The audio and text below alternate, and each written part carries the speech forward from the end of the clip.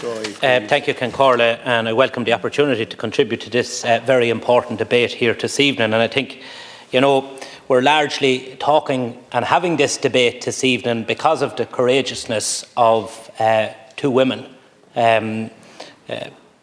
Natasha O'Brien, who was brutally assaulted by someone who wore an army uniform and who had a sentence handed down that was inexcusable.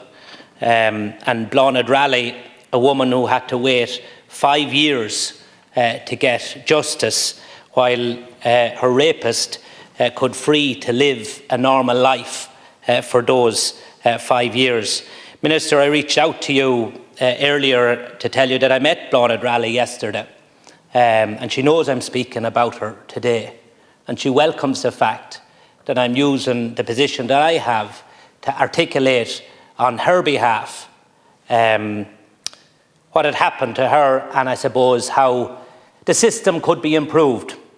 And, if anything positive can come out of what has happened, we have to listen to these victims. We have to take on board what they're saying, and we have to implement them. Because it's very easy to react to something that happened last week and to have a debate this week in the Dáil. It'll be the proof of the pudding will be the implementation thereafter. But she did say the Garda detective that dealt with her was excellent. She did say that the DPP solicitor who dealt with her was excellent. But on 3 different times, she got a trial date that was suspended or changed. Why? Because something else came up or because there was not enough judges. That's not good enough. She was told that it's the DPP's trial and that she was a witness. She didn't feel she was a witness. To her, it was very much her trial. She was the person who was going through the sleepless nights, who was going through the turmoil.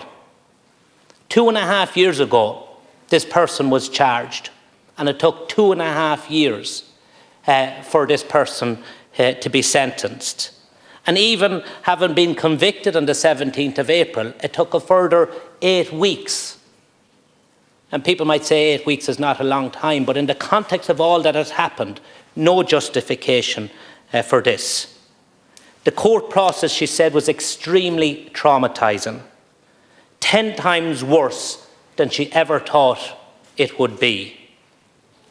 Her rapist's defence had access to her GP and counselling records, and that runs the risk of people being honest and getting the benefit of going to counselling.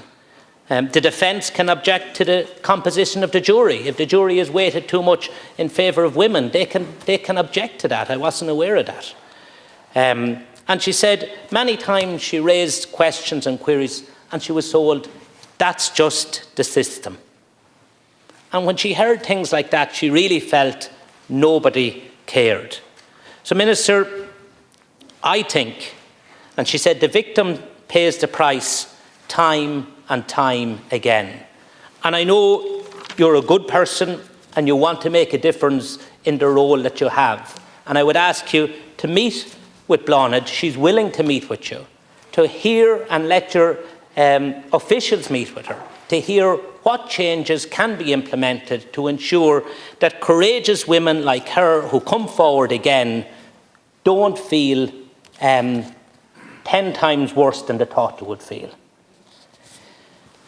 When we talk about this, domestic abuse, it's not just, and the 2 cases I outlined today, it forces the scrutiny of this House, it forces the scrutiny of society on this issue. But unfortunately, violence is happening in many, many forms against women and in a huge scale. Minister, just in my final minute, want to speak to Esker House Refuge, Domestic Refuge Centre in Athlone. You visited it.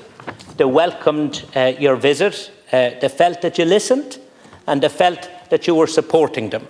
They're in negotiations now for a new premises, and hopefully when that's concluded and they submit their application, that it'll be fast-tracked and approved. But the one thing they said is, the worry is, even at the increased capacity, it's not going to be enough. They're worried that they're going to have the necessary resources, because in 2023 they assisted 68 women and children were accommodated through refuge and emergency B&B. 1,014 helpline calls were answered. 268 requests for refuge, and even with the new additional capacity, will they have enough? And Minister, we have to get away from arms of the state acting in silos. Because when they ring Westmeath County Council and say we have a person here that needs housing, they're not a priority on the housing list.